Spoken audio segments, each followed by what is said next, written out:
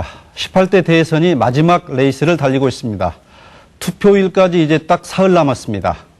민생정부를 내건 박근혜 후보와 시민정부를 내건 문재인 후보 간의 예측 프로의 초박빙 승부가 펼쳐지고 있습니다. 광주 MBC 토론 플러스 새누리당과 민주통합당 대표 주자들의 양자 토론을 마련했습니다. 두 분 나오셨습니다. 먼저 임태희 새누리당 중앙선대위원회 공동의장입니다. 네, 안녕하십니까. 어서 오세요. 임태희입니다.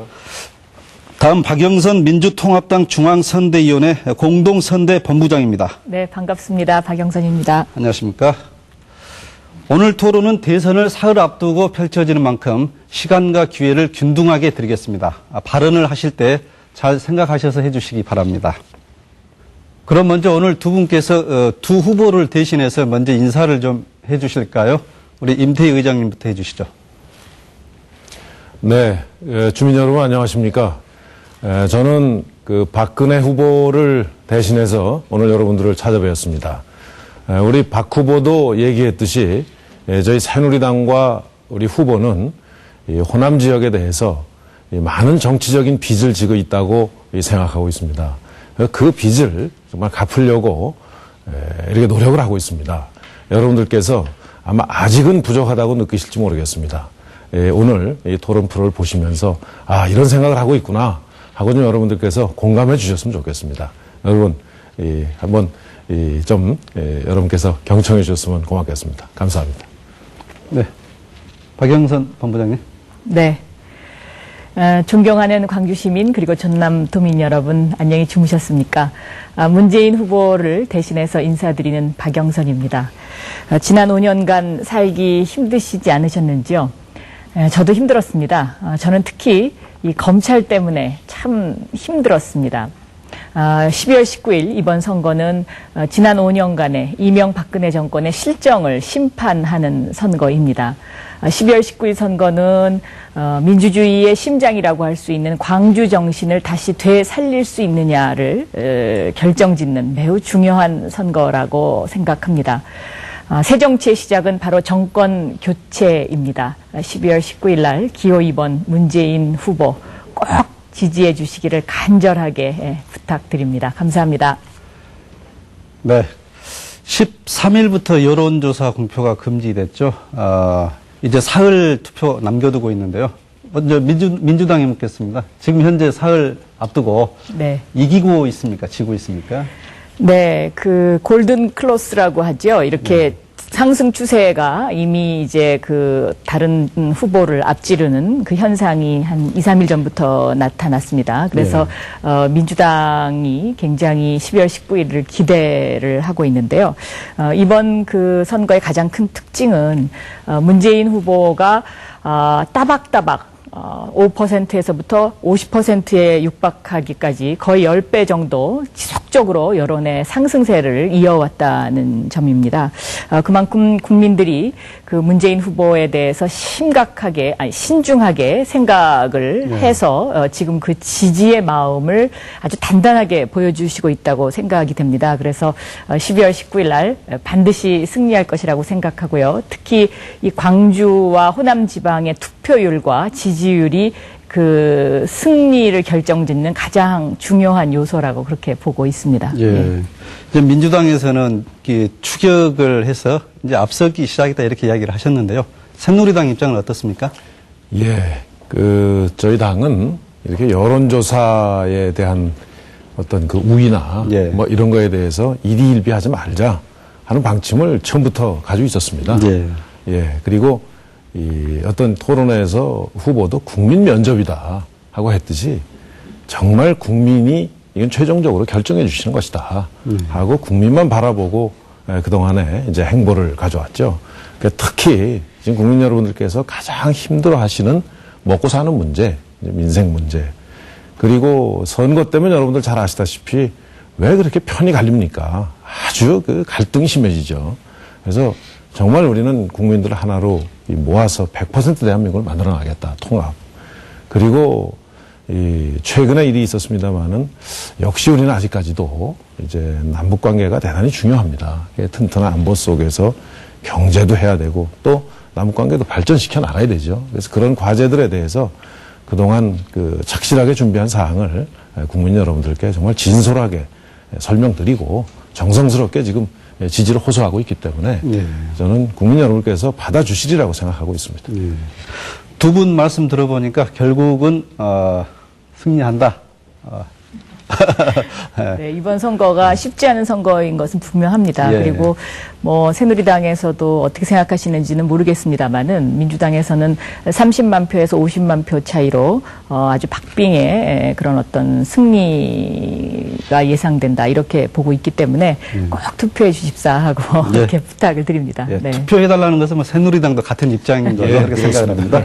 네. 예, 먼저 이 새누리당 박근혜 후보가 대통령이 되어야 하는 그 이유, 이걸 좀 우리 광주 전남 유권자분들께 한번 설명을 해 주시겠습니까? 이제 결국은 저도 이제 대통령실장을 하면서 보면 대통령이라고 하는 자리는 결국 이제 국민들을 어떻게 하면 안심하고 또 이 먹고 사는 문제를 좀 편안하게 넉넉하게 이렇게 해결하고 또 국민들 사이에 많은 갈등이 어쨌든 일어나게 되어 있습니다. 이걸 어떻게 통합해 나가느냐거든요.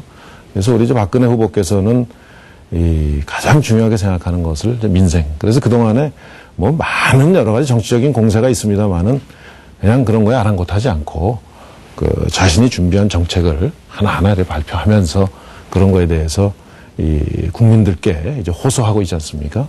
그래서 그러한 이제 행보. 그리고 두 번째는 역시 이제 안보. 아버지가 돌아가시는 순간에도 결국은 안보를 걱정했거든요. 그건 아주 어떻게 보면 태어나면서부터 이 안보에 대해서는 하여튼 정말 투철한 그런 생각을 가지신 분이죠. 그리고 제일 중요한 게 우리 호남 지역이 늘 보면 우리가 정치가 영원한 갈등 때문에 여러 가지 갈등이 여기에서 비롯되었습니다. 그래서 이번에야말로 여러 가지 지역 문제를 넘어서서 국민 통합을 이루어서 결국 국민 통합을 이루어야 남북 관계도 그렇고 세계적인 여러 가지 정세 변화에 우리가 정말 이 대한민국이 발전을 계속해 나갈 수 있다 하는 생각을 하고 그런 면에 준비를 해왔기 때문에 이제 그런 점에서 이 박근혜 후보가 가장 준비가 많이 돼 있고 적임자인 이런 후보다 하고 저희들은 설명하고 있습니다. 예. 민생과 안보 그리고 통합을 해 나가는데 적임자다. 그렇게 말씀하셨습니다. 문재인 후보가 대통령이 되어야 할 이유 어떤 것입니까? 네. 이번 선거는 1% 특권층 대 99% 서민을 위한 선거이라고 생각이 됩니다. 과연 누가 99% 서민을 위한 후보인지에 대해서 아마 우리 국민들은 잘 아시리라고 생각을 하고 있습니다. 그리고 또 이번 선거는 과거로 돌아갈 것이냐 아니면 미래로 나갈 것이냐의 문제인데요. 이 과거로 돌아갈 것이냐의 문제는 지난 5년간 민주주의의 후퇴가 더 이상은 안 되겠다. 라는 그러한 국민적 공분이 있다고 생각합니다.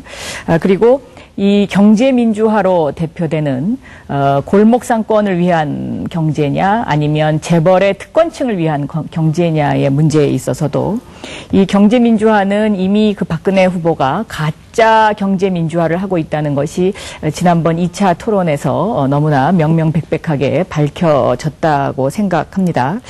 그리고 경제민주화의 상징이라고 하는 김종인 위원장마저도 박근혜 후보에 대해서 준비가 안 됐는데 준비된 대통령이라고 하는 것이 가장 큰 문제다라는 그런 말씀을 하신 적이 있습니다. 다시 말하면은 박근혜 후보가 이 경제민주화에 대한 개념이라든가 경제민주화에 대한 이해도 면에서 뭔가 참 좀 부족함이 많다라는 이제 그런 뜻이겠죠. 그리고 이 안보와 관련을 해서도요. 이명박 정권에서는 국방부 장관을 제외하고 대부분의 사람들이 군대를 다녀오지 않고 지하 벙커에서 무슨 일만 나면 벙커 회의를 하는 그런 모습 때문에 국민들로부터 그 많은 반감을 샀습니다. 그리고 얼마 전에 그 북한의 로켓 발사 문제도 이 안보 무능 정권이라는 것을 다시 한번 보여주게 된 거고요.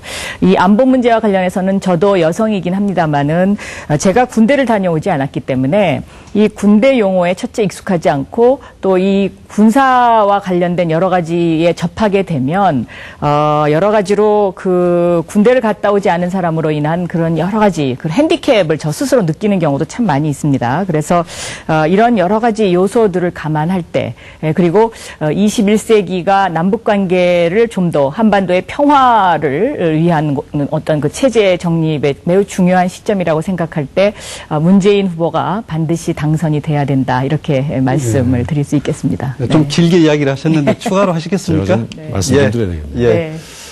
이게 이제 특권층을 위한 국정 운영을 하는 사람이 어디 있겠습니까? 예? 그거는 정말 그렇게 이제 규정을 짓고 낙인을 찍는 거죠. 예. 예를 들면 1대 99인데 그러면 예를 들어서 문재인 후보가 1%에 속합니까? 99%에 속합니까?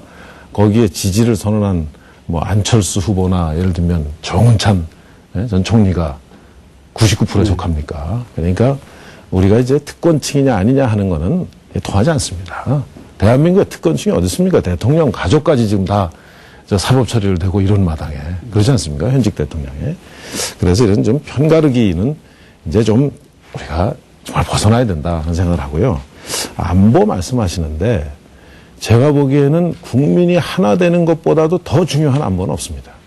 국민을 만약 편가르면 정말 안보는 허점이 뚫리게 돼 있어요. 그래서 바로 이제 이런 측면에서 우리가 정말 이제 통합은 결국은 서로 공감하고 공정해야 통합이 되는 거거든요. 그래서 이제 여러 가지를 공정하게 하려고 노력하고 있습니다. 우리 사회에 역사적으로 여러 가지 배경으로 인해서 공정하지 못한 측면이 있는 건 사실입니다. 그건 인정합니다. 예. 그걸 고쳐나가면서 결국 하나로 통합해 나가면 네.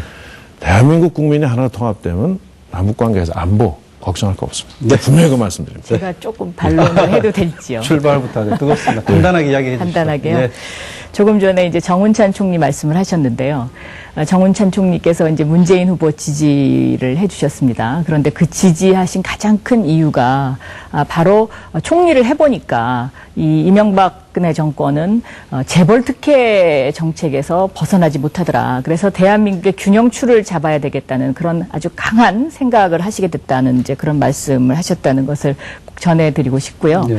또 통합 이야기를 많이 하셨는데 좋은 말씀 많이 주셨습니다. 임태희 의장님께서. 그런데 그 윤여준 이제 전 한나라당에서 굉장히 중요한 역할을 하셨던 분이죠. 그 윤여준 위원장님도 이 통합과 관련해서 이야기를 주셨는데 이 박근혜 후보가 이야기하는 통합은 자신의 주변 사람들만이 생각하는 그런 어떤 한 방향의 통합이기 때문에 이것을 진정한 통합이라고 볼 수가 없다라는 이제 그런 찬조연설문에 그 말씀이 나옵니다. 그래서 그런 것들을 종합해 봤을 때 그 우리 문재인 후보가 합리적 보수까지도 끌어안을 수 있는 그러한 그 더 큰 통합을 할 수 있는 그런 후보라고 제가 말씀을 드립니다. 네. 출발부터 아주 뜨거운데요.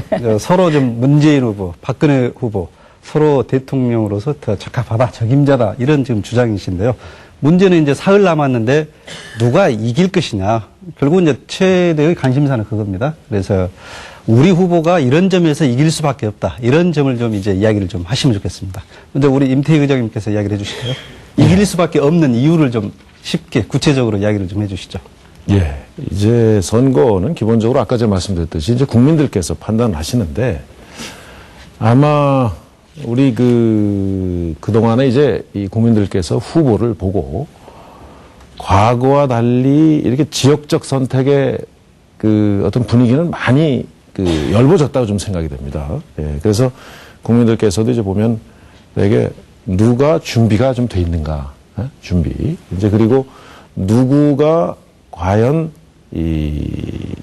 어떤 믿을 수 있는가, 약속을 지키는가 하는 측면을 국민들께서 이렇게 간절히 좀 바라시지 않는가. 그래서 저희들이 현장에서 선거운동을 이렇게 하면서 보면 이제 좀 싸우지 마라. 또 정치인들이 워낙 이렇게 여러 가지 시건을 많이 하니까 얘기한 거 좀 실천해라 하는 그런 얘기를 많이 하시거든요. 그게 굉장히 지금 국민들 사이에서 넓게 퍼져 있는 저는 요구라고 생각합니다. 그래서 그런 측면에서 이제 박근혜 후보는 정말 약속한 것은 자신의 정치적인 유불리를 따지지 않고 정말 지키고 또 어떤 신뢰에 관한 두터운 이제 국민들의 어떤 저걸 쐈죠. 예, 그 신뢰에 대한 쐈습니다. 신뢰를. 예, 그래서 그런 면에서 저는 지금 나타나고 있는 여러 가지 이 지지율이나 뭐 이런 데에서 국민들께서 확고한, 저는 그래서 투표장에도 또 많이 나오시고 그래서 확고한 지지를 아마 마지막 순간까지 보여주실 것이다. 이렇게 믿고 있습니다. 예. 민주당 문재인 후보가 이길 수밖에 없는 이유는 무엇입니까? 이렇게 다녀보면 바닥 민심이 굉장히 뜨겁습니다. 예.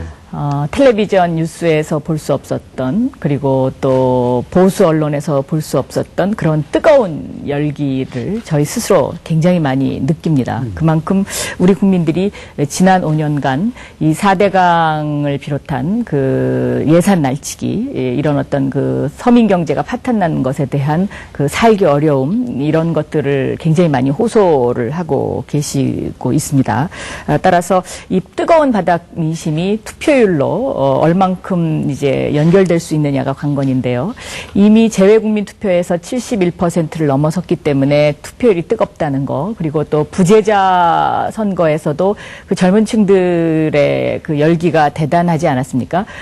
그래서 그러한 것들이 이 문재인 후보를 당선시킬 수밖에 없는 그러한 어떤 국민의 마음 속에서 마음 깊은 곳에서 나오는 그러한 열기라고 생각이 되고요.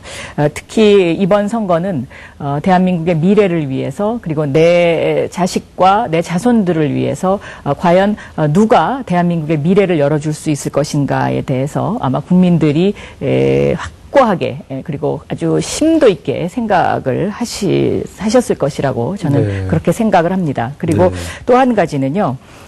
문재인 후보가 그 5년간 이제 청와대에서 국정 전반을 살피면서 이 5년간의 국정 경험이 그 어느 누구보다도 이 준비가 잘 되어 있는 그런 후보라는 점, 그런 점들이 반드시 이길 수 있다, 이렇게 생각을 하고 있습니다. 네. 방금도 말씀 나왔습니다만 이제 이기는 데 필요한 것은 이제 누가 더 많이 득표를 하느냐인데, 투표율이 최후의 변수다, 이런 이야기들 합니다.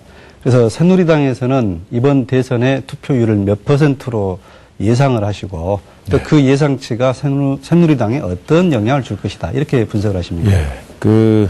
저는 지적하신 거에 대해서 저희 당 내부에서도 좀 다른 생각을 갖고 있습니다. 예. 왜 그러냐면 이제 과거에 보면은 뭐 젊은 분들이 투표장에 나오면 이 새누리당은 불리하다.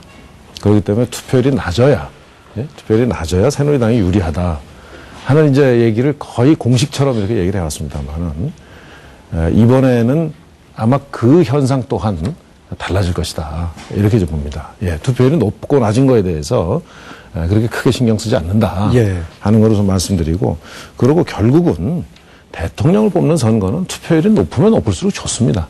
높으면 높을수록 좋다고 생각합니다. 그리고 이제 아까 말씀 중에서 결국은 시장에 가보면 누가 서민 경제 살리느냐. 우리가 서민들이 경제 살리기에 이 여러 가지 얼마나 정치권에서 내세우는 공약들이 허황되고 약속이 지켜지지 않는가 하는 거를 거의 전 재래시장에 가면 다 마치 말씀을 하세요. 그게 보면 구체적으로 그래도 재래시장 상품권하고 카드 수수료 낮추려고 하는 그런 노력을 한 거에 대해서는 굉장히 좋게 평가를 합니다. 실질적으로 많이 도움이 된다는 거예요. 그래서 그런 섬세한 이제 정책들이 필요하기 때문에 그런 정책을 많이 준비하고 있는 이제 우리 후보. 그리고 어떻든 그 책임을, 정치적 유불리 따지지 않고 책임을 지겠다고 하는 후보와 정말 중요한 일이 있을 때 그 책임을 또 피하는 후보하고는 저는 국민들의 선택 기준이 다르다고 생각하고 국민들의 선택을 믿고 있습니다. 새누리당에서는 투표율이 높으냐 낮느냐 이거 뭐 상관이 없다, 이렇게 말씀하셨어요. 동의를 하십니까? 아니요, 저희는 투표율이 높은 것은 민주당에 대한 지지층이 투표장에 더 가려는 마음이 많다라고 이렇게 보고 있습니다. 왜냐하면 지금까지의 통계를 보면은요, 50대 이상의 장년층, 노년층에서는 투표율이 굉장히 높아왔고요. 20, 30대에서는 투표율이 그동안에 낮았었기 때문에 이번에 20, 30대의 투표율이 어느 정도나 올라가느냐, 그리고 또 이 광주 지역과 호남 해당 지역의 투표율이 어느 정도나 올라가느냐가 굉장히 중요한 변수라고 그렇게 보고 있습니다. 그리고 이제 조금 전에 그 임태희 의장님께서 누가 서민을 위한 후보냐라는 말씀을 하셨는데요. 제가 법사위에서 이제 그 법제사법위원회 위원장을 맡고 있습니다. 그런데 예. 얼마 전에 이 대형마트 규제법 이라는 것이 이제 법사위에 지금 계류가 돼 있는데 이 새누리당이 실질적으로 이 대형마트에 유리하게 이 시간 조정을 하기 위해서 이 법을 지금 현재 통과시키지 못하게 막고 있죠. 골목 상권을 살리겠다고 하면서 이 법을 실제로 이제 이렇게 법사위에서 막고 있는 이 문제 때문에 이 골목 상권 또 소상인들이 굉장히 속상해 하시고 계십니다. 그런데 이러한 경우는 이번 한 번만 있었던 것은 아니고요. 2, 3년 전에도 그 SMS 규제법이라고 해서 그 법들을 그 재벌의 로비 때문에 그 새누리당이 막고 있었고요. 그렇기 때문에 이런 어떤 그 서민 경제를 활성화시키는 문제에 있어서는 문재인 후보가 진짜 서민 경제를 위한 후보다라는 것을 설명드릴 수가 있겠습니다. 민주당에서는 젊은 층이 투표를 많이 하면 유리하다 이렇게 보시는데 20, 30대가 투표하러 갈 수 있도록 이런 뭐 분위기나 조건이 충족됐다고 보십니까? 저희가 그래서 투표 시간 연장을 요구를 했었습니다. 그런데 이 투표 시간 연장하는 문제를 새누리당에서 반대를 했었죠. 다시 말하면은 국민들이 그 투표를 보다 더 많이 하고 또 국민들이 투표에 참여할 수 있도록 하는 것을 두려워하는 정권이 과연 제대로 된 민주주의를 위하는 정권이냐라는 이제 그런 반론이 가능하고요. 특히 이제 박근혜 후보가 이 국민 참여와 관련해서 이것을 뭐 돈이 많이 들어가기 때문에 이런 논리를 폈습니다. 그런데 이 국민이 참여해서 적극적인 의사 표현을 더 많이 할 수 있도록 하는 것이 과연 이런 어떤 그 돈과 연결시킬 수 있는 부분이냐라는 이제 그런 그 반론이 상당히 많이 국민들 마음속에 있다고 저희는 보고 있습니다. 예. 네. 반면에 이제 그 50대, 60대 뭐 유권자 수도 많아졌다고 하는데요. 예. 좀 기대를 하지 않습니까? 예. 그 말씀드리기 전에 예. 이제 아마 지금 결국은 합리적 선택층이 지금 현재 이 투표관에 얼마나 나올 것인가 하는 걸 겁니다.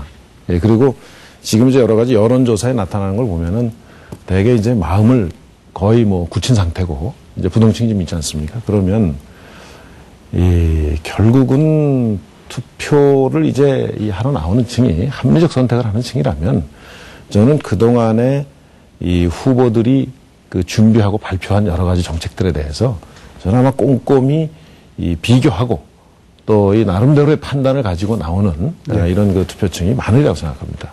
그런 점에서 투표율 높은 거에 대해서는 그렇게 걱정하지 않는다는 거고, 이제 아까 말씀하신 예를 들어서 법사위에서 지금 유통시장 네 관련된 법이 통과되지 않는 거, 이건 잘 아시다시피 사실은 대형마트에도 그 입점업체들이 있고 거기에도 납품하는 또 중소기업들이 있거든요.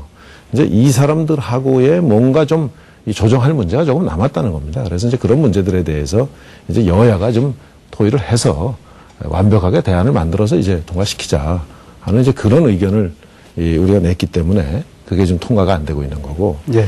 아까 이제 그 말씀드렸던 여러 가지 우리 박영선 의원님께서 말씀하셨던 그런 내용 중에서 우리 그 여러 가지 그 서민 경제들에 대한 거는 이렇습니다. 이제 구체적으로 사실 서민 경제는 우선 큰 경제를 살려놓고 우리가 그동안에 보면은 경제가 어려운 게 대한민국 경제가 세계 경제의 어떤 그 어려움 속에서 거의 국가 부도의 지경까지 갔었습니다. 지난 2008년, 2009년에. 그래서 이제 그 과정을 넘어오다 보니까 결국은 속속들이 챙길 수 있는 겨를이 없었던 거죠. 그래서 전체적으로 이제 큰 어떤 그 위기를 벗어났기 때문에 이제 구체적으로 섬세한 수술을 해나갈 수 있는 겁니다. 수술을.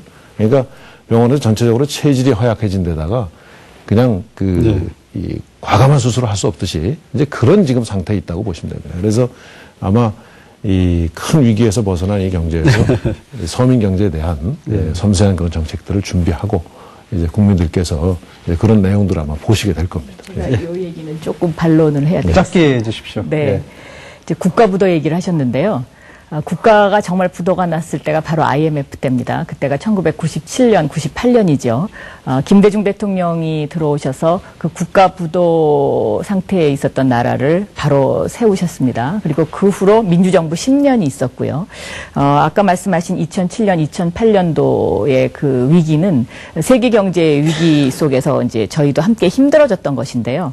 그 민주정부 10년 동안에 아마 경제 운영을 그 재벌 특권 위주로 하지 않고 보다 더 이렇게 그 앞으로의 그 미래 경제가 탄탄하게 갈 수 있도록 그 내수 경기를 더 다졌기 때문에 저는 그 위기를 극복할 수 있었다 이렇게 생각이 되고 MB 정권 들어와서 그 재벌 위주의 낙수 효과는 이미 그것이 실패한 경제다라는 것은 경제학자들 사이에서 이미 다 그 판결이 나 있는 그러한 것이다라고 저는 네, 생각합니다. 잘 알겠습니다. 네. 그 점에 대해서 한마디만 더 하겠습니다. 네. 대한민국 경제를 그렇게 엉터리로 운영했다면 세계 신용평가 회사가 네. 우리 경제에 대해서 다른 나라하고 다르게 최우량 등급을 아마 주지는 않았을 거예요. 그래서 그전 점에 대해서 이 외국에서 평가가 비교적 그 객관적인 평가다. 이렇게 아마 국민들도 알고 계실 겁니다. 네, 잘 알겠습니다. 네. 지금 이 프로그램은 광주 전남 유권자분들이 보고 계시니까요. 또 호남으로 좁혀가겠습니다. 호남 민심 지금 새누리당이나 민주당 이번에도 중요하지 않습니까? 자, 양쪽 주장 들어보겠습니다. 어떻게 그 호남 민심 잡기 위해서 마지막에 이렇게 노력을 하실 것인지. 이번에도 민주당에서는 호남에서 압도적인 몰표를 줄 것이다 이렇게 기대를 하고 계시죠? 아니요, 한다기보다요. 네. 저희가 마지막까지 최선을 다해야 되겠다라고 생각을 하고 있습니다. 왜냐면 그만큼 제가 이제 그 정치에 입문해서 2004년도에 정치에 입문해서요. 이제 올해가 9년째 되는데 이번 선거만큼 광주와 호남 민심에 대해서 저희 민주당이 심혈을 기울였던 적이 없는 것 같습니다. 그만큼 이제 그 광주 민심과 호남 민심이 중요하다는 그런 뜻이고요. 저희가 앞으로 더욱더 정말 혼신의 힘을 다해서 이 호남과 광주의 지역 경제를 살리는데 더 잘해야 되겠다라는 그런 생각을 하고 있습니다. 예, 새누리당은 그동안 대통령 선거에서 네. 두 자릿수 얻지 못했지 않습니까? 그렇죠. 예, 이번 대선에서는 좀 호남 민심 좀 더 나아졌다 이렇게 판단을 하십니까? 우선 좀 이 방송을 보고 계시는 우리 지역 주민들께 지난번 그 2007년 선거 때 여론조사가 한 20% 정도 나왔었습니다. 예. 그래서 한 10% 후반대의 득표는 주시지 않겠는가 했는데 8.9%였습니다. 예. 근데 이번에는 그 여론조사는 비슷합니다. 조금 더 높은 것 같은데 이번에는 좀 여론조사에 근접하게 아마 정말 실질적으로 투표를 해 주시지 않을까 이렇게 좀 기대를 하고 있습니다. 예. 이 호남에 대해서 저도 이제 개인적으로 이 정치를 하면서 우리나라의 이 호남의 문제는 굉장히 역사성이 있는 문제 아니겠습니까? 그래서 우리가 특히 새누리당이 이 역사적으로 진 호남에 대한 정치적 빚을 우리가 정말 갚아야 된다. 그래서 우리 후보도 호남의 눈물을 닦아줄 수 있는 후보는 나밖에 없다. 이렇게 이제 얘기를 하신 거죠. 결국 그 얘기는 이제 정말 우리가 호남 지역이 그동안에 소외되고 또 그러면서 정치적으로 대단히 성숙한 이 지역 주민들의 정서를 이제 정말 국가 에너지의 발전의 에너지로 바꿀 수 있도록 하는 노력을 정치권 전체가 해야 된다고 생각을 하고 있습니다. 그래서 이 지역 정서에 뭐 이렇게 뭐 기대고 이런 것이 아니라 진실로 호남인들의 여러 가지 필요한 부분들을 정책으로 만들고 또 구체적으로 정말 약속한 것 지키고 그동안에 많이 정치적으로 속아오셨죠. 네. 호남들께서. 그래서 그런 부분에 대해서 정말 진솔한 저희들은 자세를 가지고 우리 호남 지역을 대하고 있다는 말씀드립니다. 어느 정도 주시면은 뭐 만족을 하시겠습니까? 아유, 이거야 뭐 다다익선인데 정말 여론조사에서 나오는 것만큼 예. 이렇게 좀 꼭 좀 나오셔서 여론조사 때 이 지지를 표시해 주신 분은 꼭 좀 나오셔서 투표 좀 해 주십시오. 예. 동일하게 민주당도 어느 정도 이렇게 표를 얻어야 이렇게 고맙게 생각을 할 것 같습니까? 저는 그 질문에 대한 답변은 조금 이따 예. 드리고요. 조금 전에 이제 호남의 눈물이라는 말씀을 하셨는데요. 예. 저는 이 이명박근혜 정권이 말로는 호남을 위한다 그러면서 실질적으로는 과연 무엇을 했는지를 한번 생각해 볼 필요가 있겠다고 생각합니다. 제가 법사위에서 이제 검찰의 인사를 대표적으로 보면은요. TK 편중 인사와 특정 대학 편중 인사 때문에 정말 이것은 굉장히 심각한 지금 문제가 빚어지고 있습니다. 제가 지난 가을에 국정감사 때 서울지방 고검과 서울지검 이제 국정감사를 갔었는데요. 그 자리에 수도권 지역의 지검장들 17분이 자리에 앉아 계셨습니다. 그런데 그 17분 가운데 딱 2분을 제외하고 모두가 다 경상도 사투리를 쓰시는 분이더라고요. 그래서 제가 그런 상황을 보고 이것은 굉장히 심각하다라고 판단을 했고요. 그리고 지금 검찰 내부에서는 호남 사람을 발탁하려고 해도 인사가 너무 한쪽으로 치우쳐 있어서 지난 5년간 발탁할 사람이 없을 정도다, 씨가 말라 있을 정도다라는 그런 비판의 목소리가 나오고 있습니다. 그래서 이런 것들을 지금 바로 잡지 않으면 저는 이것이 굉장히 매우 심각하다고 생각을 합니다. 그래서 이번 12월 19일 선거가 중요한 이유가 이제 바로 그런 데 있다고 생각하고요. 그래서 저희 민주당이라는 곳이 이 민주당의 심장이 바로 광주이고 그리고 이 광주 정신이 또 민주당의 정신입니다. 그렇기 때문에 이번에 호남의 투표율이 저는 적어도 80%를 넘어서야 된다라고 이렇게 기대를 하고 있습니다. 예. 그리고 그런 그 80%의 투표율, 높은 투표율 속에서 정말 한마음으로 모아서 지지를 해 주셔야 정권 교체가 가능하다 이렇게 보고 있습니다. 예. 네. 인사에 대해서 제가 한 말씀 드릴까요? 인사에 대해서. 네, 간단히 하시죠. 제가 청와대 실장을 할 때 지금 말씀하신 그런 측면이 사실 있었어요. 제가 이제 청와대 인사를 하면서 보니까 이 호남 쪽에서 전북은 좀 굉장히 여러 인사의 대상에 대해서 많이 있었는데 호남하고 광주와 전남이 상대적으로 조금 적었던 것은 사실이었습니다. 예, 그래서 그 부분들을 시정하기 위한 노력을 초기에 이제 좀 그랬던 것 같은데 시정하기 위한 노력을 굉장히 했었습니다. 그래서 우리 정부 들어서 김황식 총리님이라든가 합참의장님이라든가 그 뒤로 계속해서 좀 그런 노력을 아주 기울여서 아마 그 지역에서도 많이 느끼실 겁니다. 그 부분에 대해서는. 그렇게 그 노력을 좀 해왔고. 우리 이제 박근혜 후보께서는 그런 점에 감안해서 아주 탕평 인사에 대해서 굉장히 지금 강조를 하고 있습니다. 아마도 박근혜 후보께서는 무슨 사단을 데리고 다니는 것도 아니고 아마 인사에 대해서는 굉장히 그 탕평 인사의 약속을 지키리라고 아마 지역에서도 저는 믿으셔도 좋다. 이렇게 말씀드리고 싶고요. 제가 여기도 한 말씀 좀 드려야 되겠는데요. 예.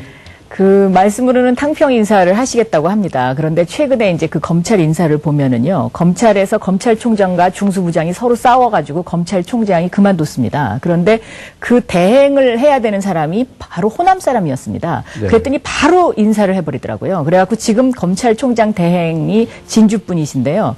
또 중수부장도 수석 인사가 있었는데 또 진주분이십니다. 그렇기 때문에 지금은 사실은 박근혜 후보가 후보이기 때문에 이런 인사가 잘못되면은 이것에 대해서 이것을 바로잡아야 저는 한다고 생각하거든요. 얼마든지 지금 현재 이명박 대통령보다 더 권력의 중심이 박근혜 후보에게 가 있습니다. 그러나 말로는 탕평 인사를 한다 그러고 실질적으로는 전혀 이것이 지켜지지 않고 있는 대표적인 사례라고 저는 생각이 듭니다. 네, 잘 알겠습니다. 대통령 후보자 토론보다 더 뜨거운 것 같습니다.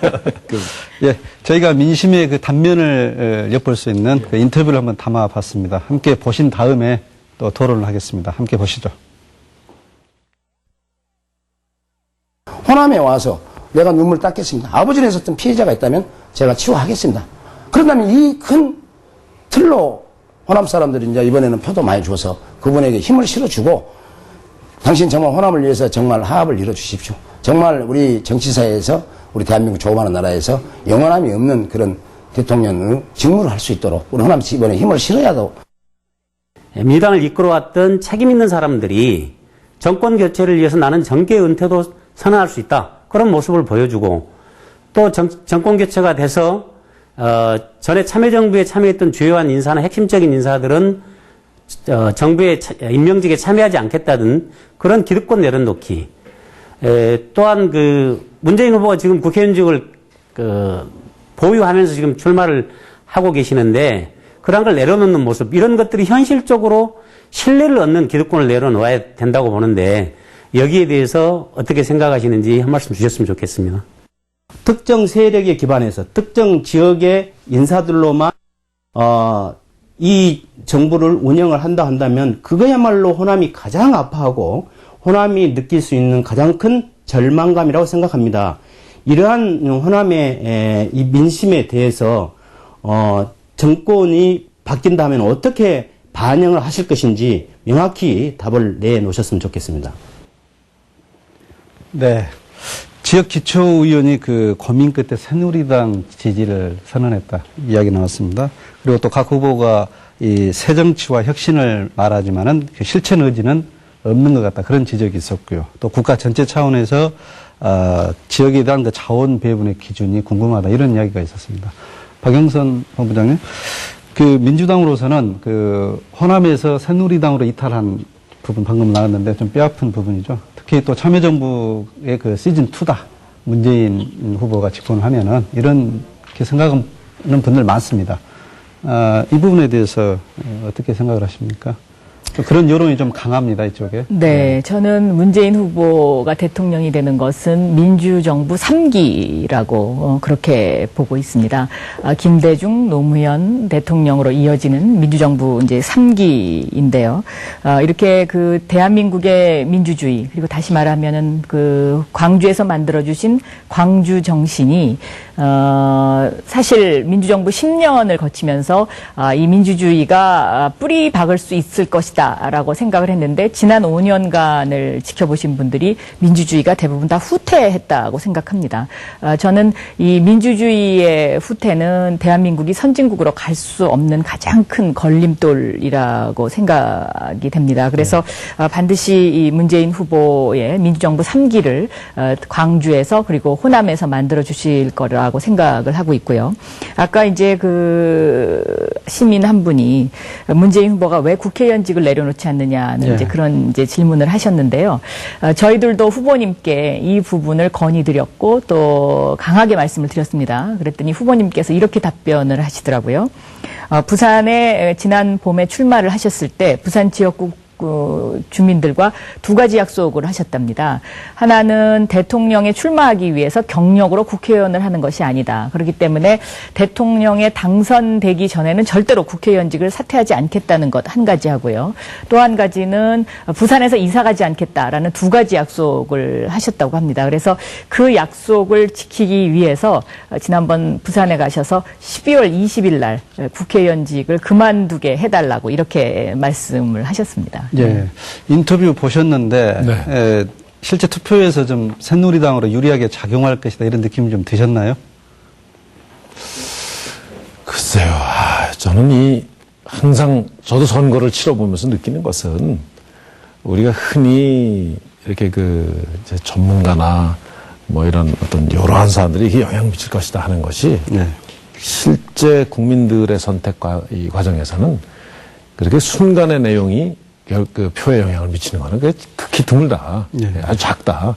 이렇게 우선 저는 느끼고 있습니다. 그래서 결국은 지금 아까 이제 여러 가지 그 변화에 대한 요구도 있고, 그 다음에 이제 인사에 대한 또 지적도 있으시고 한데, 결국은 뭐냐면 그동안에 그 사람이 살아온 삶의 궤적이 결국은 그동안에 한 얘기들에 대해서 실천할 수 있느냐, 그리고 그에 믿음을 주느냐. 결국은 이것이지, 선거에 임박해서 무슨 얘기 못 하겠습니까? 그래서 저는 그런 거에 너무, 우리 이 박 후보 자체도 그런 그 순간순간의 발언으로 이렇게 무슨 표를 끌고 이런 것이 아니고 하여튼 진솔한 모습을 있는 그대로 보여주면서 국민들께 다가가겠다 하고 있거든요. 그래서, 좀, 아까 이제 주민들께서 그 지적하신 문제는 저는 이렇게 말씀드리고 싶어요. 결국은 이 정치의 변화를 많은 사람들이 얘기했음에도 불구하고 왜 그게 안 되었습니까? 결국은 리더십 문제인데, 그거는 굉장히 통합하면서 하여튼 강력한 변화의 리더십을 리더십을 행사하지 않으면 이 정치권이라는 거는 정말 이 변화를 수용하지 않는 이런 관성이 있단 말이죠. 그래서 그런 면에서 이번에 정말 하여튼 약속을 하면 지키는 우리 박근혜 후보를 한번 믿어주십사 하는 말씀을 거듭해서 드리고 싶습니다. 그 광주 전남의 정서에서 그 참여정부의 그 호남 홀대론 이게 좀 강하게 있습니다. 그렇죠. 예. 그럼에도 불구하고 예. 이명박 정부 이 경험을 통해서 예. 박근혜 후보가 집권하면은 그 박 후보가 이 약속했던 약속들을 지킬 것이냐 예. 여기에 대해서는 또 의구심을 갖고 있습니다. 솔직히죠. 저희 그 이명박 우리 정부에서 호남을 홀대했다는 점에 대해서 아마 인사면에서 과거 정부와 비교해 보면 그런 측면이 있을 수도 있어요. 근데 과거 정부에서도 보면은 예를 들면 뭐 저는 구태 지적하고 싶지 않습니다만 이왕 나온 얘기니까 뭐 가령 문재인 후보가 이 대통령 실장 시절에 호남을 홀대했다 해가지고 얼마나 초기에 호남에서 하여튼 그 어려움을 겪었습니까. 예. 그러니까 뭐 그런 점을 저는 뭐 이렇게 들춰내고 싶지는 않습니다. 예. 다만 이 지금 우리 정부에서 이 노력을 계속 해오고 그 노력을 더 한층 하겠다는 거고 구체적으로 이제 또 지역에 대해서는 우리가 새만금에 대한 것도 그렇고 호남 고속철도 그렇고 우리 이제 영암에서 그 행사하는 이 제2프로젝트의 핵심인 F1도 그렇고 우리 정부가 사실은 굉장히 그 속도감 있게 이렇게 추진을 하고 있는 그런 내용들입니다. 예. 예, 그런 지역 사업들입니다. 거기에 더해서 이제 박근혜 우리 후보께서도 뭐 자동차 100만 대 이 어떤 시설을 우리 광주 지역을 중심으로 해서 한번 조성을 하겠다 하는 이제 약속을 하셨으니까 우리가 이런 약속들을 반드시 지킬 것이다 하는 믿음을 정말 드리고 싶습니다. 잘 하실 것이다. 네, 잘 하겠습니다. 예. 민주당에 대해서도 의구심이 여전히 많이 있습니다.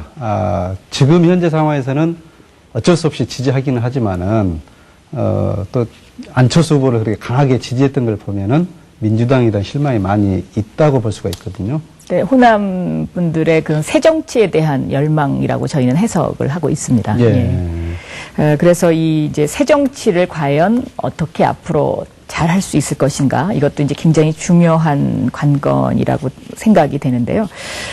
저는 조금 전에 임태희 의장님이 이 참여정부 이제 홀대론 이야기를 좀 언급을 하셨었는데, 그 당시에 참여정부의 인사수석이 호남 분이셨죠.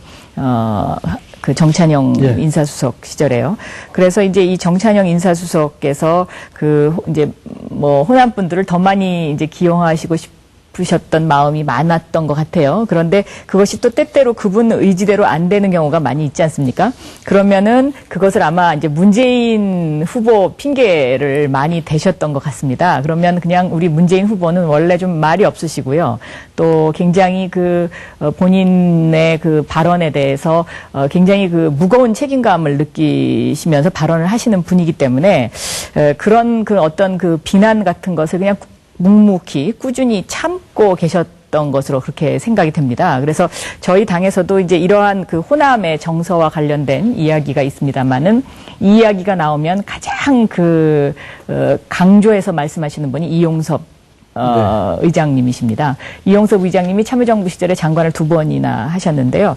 이용섭 의장을 추천한 분이 바로 이제 문재인 지금 후보이시고요. 그리고 호남의 인재를 뒤에서 이분이 어떠냐 이렇게 뒤에서 추천을 굉장히 많이 해주셨다고 저는 이제 그렇게 들었습니다. 그래서 그 문재인 후보가 호남을 홀대했다라는 것은 좀 잘못 와전된 이야기라고 요즘들은 이제 많이들 호남 분들이 알고 계신다고 저도 생각이 그렇게 됩니다. 그리고 이 이제 문재인 후보께서 며칠 전에도 이제 그 광주를 다녀가셨죠. 광주를 다녀가셔서 그 광주의 충장로 거리에 그 약 5천여 명 정도가 모이셔서 그 뜨거운 열기를 보여주셨는데 정말 그동안에 조금이라도 호남 분들이 섭섭한 마음이 있었다면 그것은 다 제 탓을 하시고 용서를 바란다라는 그런 진심의 마음을 전하셨고요.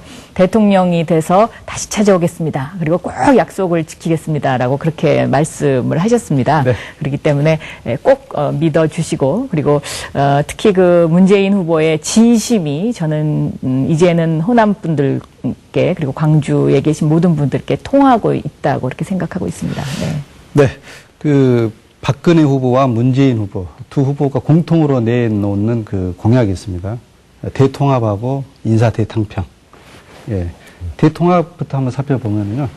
문재인 후보가 최근 거국내각 이야기하면서 이제 대통합 이야기를 하셨는데, 먼저 문재인 후보가 말하는 그 대통합의 핵심은 어떤 건가요? 그 대통합의 핵심은요, 대통령이 되시고 나면, 민주당과 관련되어 있는 인재뿐만 아니라, 새로운 정치를 열망하는 모든 분들과 함께 힘을 합쳐서, 인재를 골고루 등용하겠다는 이제 그런 것이 대통합의 핵심이고요. 그리고 또 두 번째는, 지금 그동안의 어떤 정치권에서 보여줬던 구태 정치, 그것을 타파하겠다는 것이죠. 그래서, 예를 들면 공천권을 국민에게 돌려주는 문제, 이런 것들을 실질적으로 실천하시겠다는 건데요. 이 공천권을 돌려주는 문제가 18대 국회에서도 거론이 됐었습니다마는 그 당시에 이 한나라당이 이 문제를 심각하게 검토를 하다가 박근혜 비대위원장이 되면서 이것이 없던 일로 된 적이 있습니다. 제가 이제 그 당시에 그 새정치를 위한 그 특위위원이었었는데요. 그래서 저는 때때로 박근혜 후보가 말씀하시는 것이 과연 무엇이 진짜인가라고 참 의심을 갖는 경우가 많이 있습니다. 그러니까 경제민주화 문제도 그렇고요. 줄푸세가 경제민주화다라고 이제 이야기하시는 그 모습을 보고도 그랬고, 또 이런 어떤 새 정치에 대한 그리고 구태 정치 타파를 위한 과연 의지가 얼마나 있느냐, 이런 부분에 있어서는 저 나름대로 제가 실제로 국회에서 부딪혀 보면서 느낀 것이기 때문에 의구심을 가질 때가 참 많이 있습니다. 네. 그 박근혜 후보가 내세운 국민 대통합 핵심은 또 어떤 것이죠? 우선 이제 인사 대탕평이죠. 예, 인사, 이 탕평 인사인데, 결국은 아마 저도 이렇게 이제 그 여러 가지 공직을 경험해보고, 또 정치를 하면서 느끼는 거는 결국은 그 인사에 대해서 얼마나 열린 인사, 그 능력 위주의 인사를 하느냐, 탕평 인사를 하느냐, 이게 가장 중요하고요. 이제 두 번째로는 이제 지역이 그 사람이 결국 들어가서 일을 하기 때문에 여러 가지 지역에 대한 이 예산이나 어떤 지역에 대한 어떤 그 개발이 소외되는 지역이 없도록 하는 거죠. 예, 이제 그런 면에서 굉장히 그 구체적이고도 아마 실천을 바로 할 수 있는 이런 공약들을 준비를 해서 이제 주민들께 그런 부분들을 좀 진솔하게 설명을 드리고 있죠. 특히 그다음, 100% 뭐 대한민국 그렇습니다. 국민 대통합 그렇습니다. 그거 관련해서 호남이 갖는 의미를 한번 찾아본다. 그래서 이제 결국은 뭐냐면 가령 1% 뭐 99%도 이 대한민국은 1%의 국민이 어디 하늘에서 떨어진 국민이 아니란 말이에요. 예, 다 우리 이웃이고 대한민국 국민입니다. 다만 그들이 잘못하는 게 만약에 있다면 그런 부분들에 대해서는 행위 면에서 이제 규정을 해나가죠. 저기를 해나가죠. 시정을 해나가죠. 그래서 국민들을 편가르지 않고 하나로 몰고 이렇게 묶겠다고 하는 이 100% 대한민국의 그 정신이 바로 이제 국민 대통합을 좀 실천하겠다는 의지를 나타낸 거고요. 아까 이제 말씀하신 대로 이 정치 쇄신에 대해서 아까 말씀하시는데 사실은 여러 가지 검토 끝에 이번에 박근혜 후보께서도 이 국민 참여 경선을 법제화하자 하는 거를 이제 정치 혁신의 공약으로 이번에 제시를 했었습니다. 아마 이것이야말로 그동안에 누차에 걸쳐서 이런 발생했던 여러 가지 공천이나 이런 과정에서의 문제들을 이제 국민들께 이 공천권을 좀 돌려드림으로 해서 고쳐나가자 하는 정적인 의사표시 아닌가 이렇게 생각합니다. 잘 알겠습니다. 아까 박영선 본부장님 잠깐 이야기하셨는데 호남의 득표율 이게 또 관심입니다. 몇 % 목표로 하시고 또 마지막 사흘 동안 어떻게 하실 것인지 좀 이야기를 해주시죠. 득표율이야 정말 많이 지지해 주시면 많이 지지해 주실수록 저희가 정말 깊고 뜨거운 감사의 마음을 가져야 될 것이라고 저는 생각합니다. 그리고 과거처럼 다시 한번 그렇게 저희 민주당에게 지지를 보내주시면 저희가 더욱더 잘 하겠다는 그런 말씀을 이 아침에 한번 더 드리도록 하겠습니다. 조금 전에 이제 임태희 의장님께서 100% 대한민국이라는 말씀을 하셨는데요. 사실 지난 5년간 이렇게 이제 100% 대한민국이라는 그런 어떤 허울 좋은 말 속에 부자 감세를 실시해가지고 약 82조 정도의 세금이 적게 거쳤습니다. 그래서 이 82조의 그 세금이 적게 거치면서 결국은 서민 경제가 힘들어지게 된 것이고, 그리고 이 국가 재정이 점점 이제 그 악화되는 이런 상황에서 그러면 이것을 과연 누가 또 세금으로 메꿔야 되느냐의 문제에 있어서는 97년, 98년 금모으기 때 그 서민들이 금을 팔아서 국가를 다시 살려냈던 것처럼 결국은 서민들의 그 호주머니에서 다시 또 세금을 걷어야 되는 이제 이런 악순환이 이제 계속 되는 것이죠. 그렇기 때문에 저는 문재인 후보가 바라는 세상이라는 것은 바로 이 서민들이 쓰는 역사, 그리고 서민들이 만들어가는 경제 활성화에 있다고 보고 있기 때문에 더더욱 이 문제에 관해서는 우리 그 호남의 유권자분들이 무엇이 진짜 그 서민들을 위한 제대로 된 후보인지에 대해서 잘 생각해 주시리라고 생각하고 있습니다. 네, 새누리당 부자 감세에 대해서는 제가 이제 이 한나라당의 정책위 의장을 할 때 했던 정책이기 때문에 제가 말씀을 안 드릴 수가 없어요. 잘 아시다시피 대한민국의 예를 들어 소득세 같은 경우에는 아마 제 기억으로 48% 정도가 소득세를 내요. 예. 그러니까 대한민국의 48%만 소득세를 낸단 말이죠. 예. 바로 이 말은 결국은 세금 내는 국민이라고 하는 것 자체가 벌써 상위 50% 이내 국민들이 줄여낸다. 특히 1%의 그 기업 또는 국민들이 내는 세금의 액수는 어마어마한 거다 이거죠. 근데 우리 새누리당은 국민들께 세금을 가급적이면 덜 걷고 세금 부담 덜 드리고 국정을 운영하려고 하는 정당입니다. 예. 그래서 세금을 내려드리면서도 이 나라 살림을 할 수 있으면 가급적 세금 가볍게 하겠다 하는 그런 철학을 가지고 있는 정당이다. 예. 그래서 지난번에 내렸을 때 결국은 그 혜택은 중산층 쪽에 그러니까 중소기업이나 중산층 쪽에 더 혜택이 가도록 하고, 그래서 예를 들면 소득세도 아주 높은 구간들, 아주 고소득자의 경우, 그 다음에 법인세의 경우에도 이 대기업들의 경우에는 그 낮추는 거를 좀 줄였죠. 실제로. 그런 지적을 해서. 그래서 실제로 보시면은 그것을 부자 감세 이렇게 하는데 엄밀히 말씀드리면 중소기업 중심, 중산층 중심의 감세입니다. 네. 뜨겁게 토론을 하다 보니까 광주 MBC 토론 플러스도 마쳐야 할 시간이 다 됐습니다. 마지막으로 간단히 마무리 발언해 주시죠. 박영선 본부장님부터요. 벌써 이제 마무리 발언할 시간이 됐나 봐요. 그렇습니다. 네. 저희가 이 광주 호남 지역의 대표적인 공약이 바로 광주의 상품 거래소를 세우는 것입니다. 자동차 생산기지 100만 대를 이룩하는 이것은 당연히 해야 되는 일이라고 생각합니다.